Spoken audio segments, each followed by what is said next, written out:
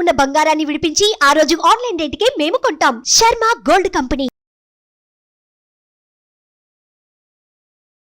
నమస్కారం, సుమన్ టీవీకి స్వాగతం. ద్వాదశ రాశుల వారికి ఈ మే మాసం అంతా ఏ రకంగా ఉండబోతుంది, నవగ్రహాల స్థితిగతులు ఎలా ఉన్నాయి, ఎటువంటి ఫలితాన్ని అందిస్తున్నాయి అనే విషయాన్ని తెలియజేసేందుకు మనతో పాటు ఉన్నారు జ్యోతిష్య రత్న, జ్యోతిష్య చక్ర వైభవ నిపుణ డాక్టర్ రాళ్లపల్లి రవికుమార్ గారు మనతో పాటు ఉన్నారు. గురుగారు నమస్కారం అండి. నమస్కారం. గురుగారు, ద్వాదశ రాశుల వారికి ఏ రకంగా ఉండబోతుంది మే మాసం అంతా అనే విషయాన్ని తెలుసుకునే ముందు నవగ్రహాల స్థితిగతులు ఏ రకంగా ఉన్నాయి వాళ్ళ మొత్తం అంతా కూడా. రవి గ్రహం వచ్చేసి మనకి వృషభ రాశిలో ఉన్నారు. అలాగే కుజుడు వచ్చి మనకి మీన రాశిలో ఉన్నారు. అలాగే రాహు వచ్చేసి మనకి అదే మీన రాశిలో ఉన్నారు. అలాగే గురువు వచ్చి మనకి 1 మే నుంచి గురువు మారుతున్నాడు కాబట్టి గురువు మనకి వృషభ రాశిలో ఉన్నారు. అలాగే శని స్వస్థానమైన కుంభరాశిలో ఉన్నారు. అలాగే శుక్రుడు వచ్చేసి మనకి మేషరాశిలో ఉన్నారు. కొన్ని రోజులు మే 15 తారీఖు తర్వాత నుంచి మటుకు వృషభ రాశిలోకి వస్తాడు. అలాగే ఆఖరిగా వచ్చి బుధుడు వచ్చేసి మటుకు మనకి వృషభ రాశిలోకి వస్తాడు. ఇప్పుడు మనకి నర్మదా నది పుష్కరాలు కూడా స్టార్ట్ అండి 1 మే నుంచి. మనం ఎప్పుడైనా సరే ఒక రాశి నుంచి ఇంకో రాశికి గురువు మారినప్పుడు ఎలా చూసుకోవాలంటే, పుష్కరాలు ఎప్పుడైతే ఆరంభం అవుతాయో ఆ రోజు నుంచే మనకి గురువు ఒక రాశి నుంచి ఇంకో రాశిలోకి మారుతున్నట్టు అన్నమాట. బట్ 1 మే నుంచి మటుకు మనకి వృషభ రాశిలోకి గురువు ప్రవేశించాడు. ఈ సంవత్సర కాలం అంతా కూడా మనకి కేవలం ఒక సంవత్సర కాలం ఉంటాడు. సంవత్సర కాలం ఉంటుంది. అందుకే 12 రాశులు కాబట్టి 12 ఒక్కొక్క సంవత్సరం కలిపితే పుష్కర కాలం అంటారు మనం. సో అందుకే 12 సంవత్సరాలకి పుష్కరం అంటారు. గురుగారు, మీనరాశి వారికి మే నెల ఏ రకంగా ఉండబోతుంది? వీళ్ళకి కూడా శని నడుస్తుంది కాబట్టి ఏలినాటి శని నడుస్తుంది. అలాగే గురుబలం ఏ రకంగా ఉంది? రాహుకేతులు ఎలా సపోర్ట్ చేస్తున్నారు?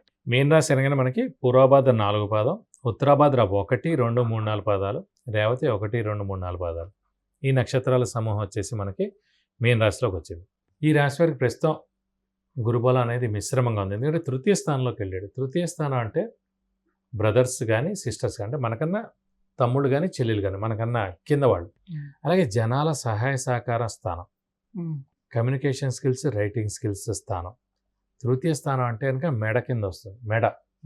సో మెడ అంటే మెడకి వేసుకునే ఆభరణాలు. సో గురువు గోల్డ్ కారకుడు అండి. అందుకే గురువు కలర్ కూడా ఎల్లో. సో అలా చూసుకున్నాం. అలాగే పసుపు, ఇవన్నీ కూడా గురువు కింద వస్తుందన్నమాట. అందుకే అది హీలింగ్. ఇప్పుడు ఏదైనా దెబ్బ తగిన వెంటనే పసుపు పెట్టగానే ఎలా హీల్ అవుతుంది? గురువు అంటే అదే అన్నమాట, దైవబలం, దైవానుగ్రహం. కాబట్టి గురువు యొక్క బ్లెస్సింగ్స్. అలాగే గురువు ఫింగర్ కూడా ఇండెక్స్ ఫింగర్ అందరినీ ఇలా చూపించేది అన్నమాట. సో ఆ తృతీయ స్థానంలో గురువు ఉండడం చేత జనాల సహాయ సహకారాలు ఉంటాయి. బ్రదర్స్ కానీ సిస్టర్స్ కానీ, మనకన్నా తమ్ముడు కానీ చెల్లెలు కానీ, వాళ్ళ స్థితి బాగుంటుంది. కమ్యూనికేషన్ స్కిల్స్, రైటింగ్ స్కిల్స్ మెరుగుపడతాయి. బంగారం ఖచ్చితంగా కొంటారు ఈ సంవత్సరం అంతా కూడా. సో ఈ తృతీయ స్థానంలోకి గురువు ఉన్నాడు కాబట్టి అది పర్వాలేదండి, ఒక 50%. రాశిలోనే రాహు ఉండడం చేత విపరీతమైన స్ట్రెస్, స్ట్రెయిన్, మానసిక ఆందోళన. చెప్పగా ఇదివరకు కూడా మనం ఒక గ్రహణం వచ్చినప్పుడు, సూర్యగ్రహణం, రాహుకేతులు, రాహు కానీ కేతు ఎవరో ఒకళ్ళే అడ్డు ఉంటారు. సో అడ్డు వచ్చినప్పుడు అలాంటి సూర్యుడు కూడా ఫుల్గా క్లోజ్ అయిపోయి ఉంటారు. అలాగే మనలోని మంచితనం కానీ, హెల్పింగ్ నేచర్ కానీ, ఎలాంటి విషయాలు ఉన్నా కూడా అవతల వాడికి అది నెగిటివ్గా ఉండడం, ఆపోజిట్గా కనిపిస్తుంది. ఏంటి ఇదివరకు ఇలా ఉండేవాడు ఇప్పుడు ఇలా మారాడు, అదివరకు అలా మాట్లాడేవాడు ఇలా మారాడు, పెళ్ళైన తర్వాత మారిపోయాడు, ఇంకా ఏంటి ఇల్లు కొన్న తర్వాత మారిపోయాడు, ఉద్యోగం వచ్చిన తర్వాత మారిపోయాడు, బండి కొన్న తర్వాత నెగిటివ్ ఇంప్రెషన్ అనేది ఎక్కువ ఉంటుంది. ఎందుకంటే మనం ఛాయాగ్రహం అయిన రాహు మన మీద ఛాయ పెట్టేసి ఉందన్నమాట. సో మన నిజస్వరూపం బయటకు కనిపించదు గ్రహణంలాగా. గ్రహణం వీడిపోయినప్పుడు కనిపిస్తుంది. ఆ గ్రహణం నెక్స్ట్ ఏడాది ఏప్రిల్ తోటి ఈ రాహుకేతులు మారిపోతారు. సో నెక్స్ట్ ఏడాది ఏప్రిల్ దాకా మనకు ఖచ్చితంగా ఈ ఛాయలోనే మనం ఉంటాం. కాబట్టి ఈ ఏడాది కూడా మౌనంగా ఉండడం ఉత్తమం. ఈ రాహుకేతులు ఎఫెక్టే కాకుండా వ్యయ స్థానంలో శని ఉండడం చేత నిద్ర తక్కువ పట్టడం, శని ఖర్చు స్థానంలో విపరీతమైన ఖర్చు ఉండడం, అనవసరమైన ఖర్చులే 90% ఉంటాయి, అవసరమైన ఖర్చులు 10% ఉంటాయి.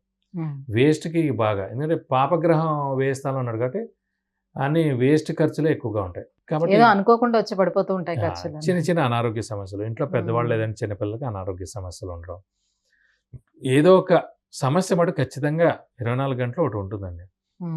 అది పట్టించుకునేవాడికి అయితే ఉంటుంది, పట్టించుకోని వాడికి అయితే ఉండదు. కానీ మీన రాశి వారు ఖచ్చితంగా 100% పట్టించుకుంటూనే ఉంటారు కాబట్టి ఉంటుంది.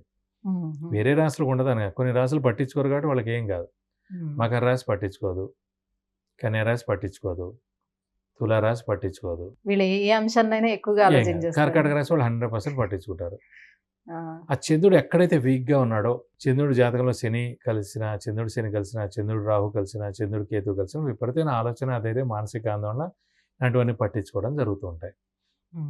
కాబట్టి మిశ్రమంగా ఉందని చెప్పుకోవచ్చు. మరి దాని అంటే ఇంకోటి ఏంటంటే ఫస్ట్ ఫేజ్లోనే ఏలినాటి శని ఉంది కాబట్టి అంత ఇబ్బందికరం ఏమి ఉండదండి. నెక్స్ట్ ఏడాది ఏప్రిల్ వచ్చేటప్పటికి మీన రాశిలోకి శని ప్రవేశిస్తాడు కాబట్టి అప్పుడు కొంచెం ఇంపాక్ట్ ఉంటుంది. ఈ లోపల దాకా అంత ఇంపాక్ట్ ఏమి ఉండదు, అంత దోషం ఏం కూడా ఉండదు. మరి ఆరోగ్యపరంగా ఏ రకంగా ఉండే అవకాశం? ఆరోగ్యపరంగా చిన్న చిన్న అనారోగ్యాలు ఉంటాయండి. అదే పెద్ద హాస్పిటల్లో జాయిన్ అయ్యేది కానీ, సర్జరీ కానివ్వండి, మేజర్ అనారోగ్యాలు అయితే ఏమి ఉండవు. చిన్న చిన్న అనారోగ్యాలే ఉంటాయి. దాన్ని ఎక్కువగా పట్టించుకోవాల్సిన అవసరం లేదు. మరి ఆర్థికంగా ఎలా ఉండే అవకాశం ఉంటుంది? అంటే వ్యయంలో శని ఉన్నాడు, ఖర్చులు ఎక్కువ ఉంటాయి.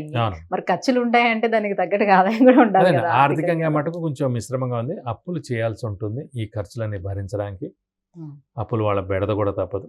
షూరిటీస్ పెట్టకండి, స్పెక్యులేషన్ జోలికి వెళ్ళకండి, మధ్యవర్తిత్వం వహించకండి.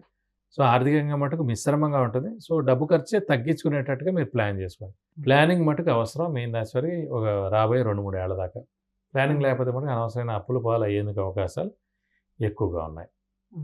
ఈ అప్పుల మూలాన్ని కూడా నిద్ర తక్కువ పడ్డం, ఈ నిద్ర తక్కువ పడ్డం మూలాన్ని అనారోగ్య సమస్యలు, కోపం, చికాకు పెరగడం, దీంతో భర్త మీద అరవడం, అంటే భర్త భార్య మీద అరవడం, పిల్లల మీద అరవడం, చిన్న చిన్న ప్రాబ్లమ్స్ అయ్యేందుకు అవకాశాలు ఎక్కువగా ఉన్నాయి. సో ఓవరాల్ గా మరి ఎటువంటి పరిహారాన్ని పాటించుకుంటే వీళ్ళకి కొంచెం ప్రస్తుతం పరిహారం మటుకు రాహుకి చేసుకుంటే చాలండి. మీన రాశి వారు శనికి అంత అవసరం లేదు.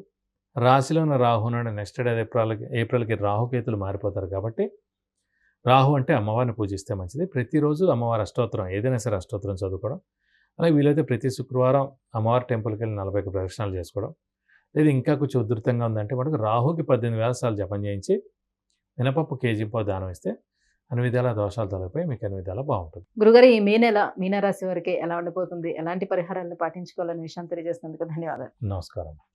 విద్య, ఉద్యోగం, వాహనం, వ్యాపారం, వివాహం, ఆరోగ్యం, ఆర్థికం, గృహం వీటన్నిటికీ సంబంధించిన విషయాలను తెలుసుకోవాలంటే కింద స్క్రోల్ అవుతున్న నెంబర్కి వాట్సాప్ మెసేజ్ చేసి గురువు గారి అపాయింట్మెంట్ ను పొందవచ్చు. సుమన్ టీవీలో మీ పర్సనల్ అండ్ బిజినెస్ ప్రమోషన్స్ కోసం కింది నెంబర్కి కాంటాక్ట్ చేయండి. సుమన్ టీవీలో మీ పర్సనల్ అండ్ బిజినెస్ ప్రమోషన్స్ కోసం కింది నెంబర్కి కాంటాక్ట్ చేయండి.